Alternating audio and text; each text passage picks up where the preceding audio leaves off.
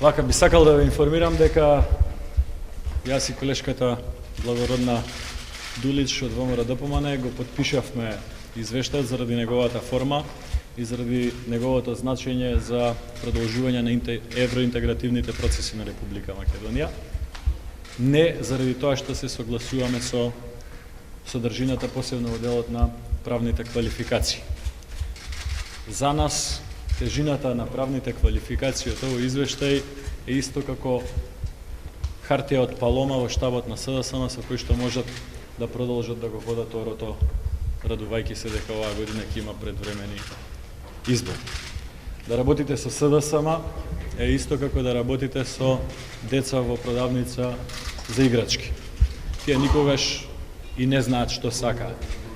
Жалам што внатре-партиските проблеми на СДСМ требаше на грбот на цела Република Македонија да се решаваат. Проблемите кои што ги имаат како партија, помеѓу старото и новото раководство, помеѓу пратеничката група и извршниот одбор, очигледно имаа сериозен одраз на работата и на оваа комисија и на интеграцијата на Република Македонија.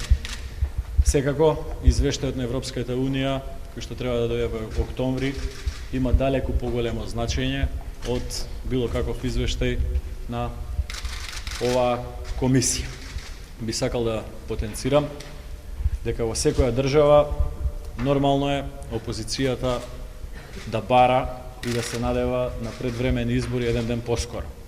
Посебно ако таа опозиција не е конструктивна, ако постојано предизвикува блокади, ако постојано предизвикува конфликтни ситуации во собранието, ако постојано се обидува да наметне бојкот на собранието. Јас би потенцирал дека за мене останува вистината која што и верификуваа граѓаните на последните избори, дека на 24 декември имаше организирано сценарио, обид за насилно стопирање и спречување на собранието да остварува својата уставна надлежност да носи одлуки во име на граѓаните на Република Македонија. Имаше организирано сценарио за насилно превземање на собранието и одвнатре и однатре. Жалам што СДСМ се исплаши од можноста за избори и ценам дека ова беше единствениот начин како да покажеме спремност да ја ставиме европската перспектива пред било кој партиски интереси. Се надевам дека СДСМ еден ден ќе научат и ќе знаат што значи тоа. Ова значи дека вие и господијата Дулич поставивте подпис на правни квалификации што велат прекршување на устав за случајот со пратениците новинарите? Во правните квалификации никаде не стои прекршување на устав. Што не ви се допаѓа или Веројатно ќе добиете содржината на комплетниот извештај, ќе видите. Значи никаде во правните квалификации ги нема зборовите прекршување на устав. А што беше спорно тогаш? Значи, ние предложивме... Се извинувам, премиерот вчера кажа дека 11 препораки...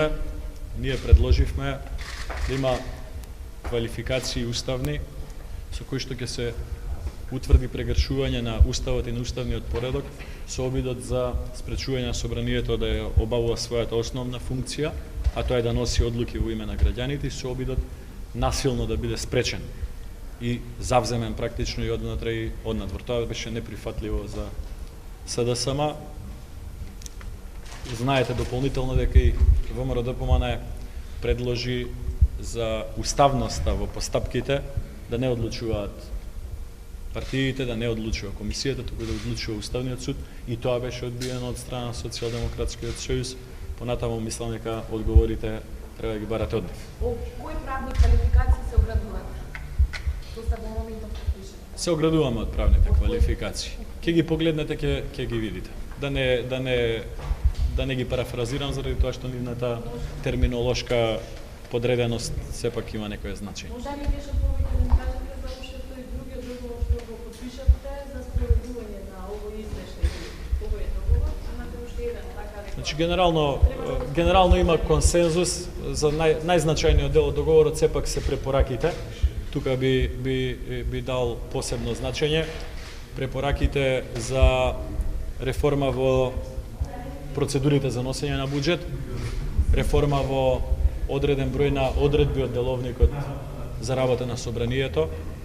Практично имаме препорака дека сите работи на работните тела во собранието кои што не се регулирани со деловникот треба да се применуваат одредбите кои што се однесуваат на пленумот. Имаме препораки за утврдување на фиксни рокови, прецизни рокови за носење на буџет, имаме одредби за имплементација на Законот за собрание во делот на собраниското обезбедување, имаме препораки кои што се однесуваат на утврдување на прецизен собраниски календар, имаме одредби кои што се однесуваат на промена во кривичниот законник, кои што би значиле дополнително квалификаторно ниво ако извршители на кривични дела се лица кои што се избрани и именувани, односно се носители на јавни функции, и се надевам дека во наредниот период многу сериозно како политички партии ќе се посветиме на имплементацијата на препораките, зашто практично тоа извештај препораките се тие кои што треба да донесат подобрување на процедурите во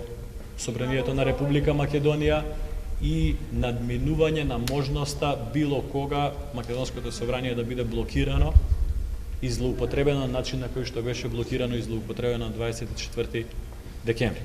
Во другиот дел на правните квалификации ви кажав, значењето на тие правни квалификации за нас е како значење на палома хартија во штабот на СДС. Дали со ова се исклучат Првомартовски договор од целост? Тоа е прашање кое што не беше во надлежност на оваа комисија. Првомартовскиот договор мислам дека го имате на знаење сите медиуми, сите новинари, така да ќе повторам дека чудна е опозиција да бега од избори, посебно ваква опозиција каква што имаме ние во Република Македонија, неконструктивна. Само еден по еден. Само еве, Милка па Виолета. Дали во овој извештај е лоцирана политичка одговорност? Не.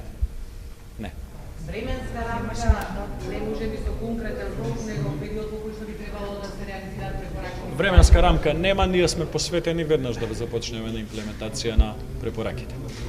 Фала. Ви благодарам.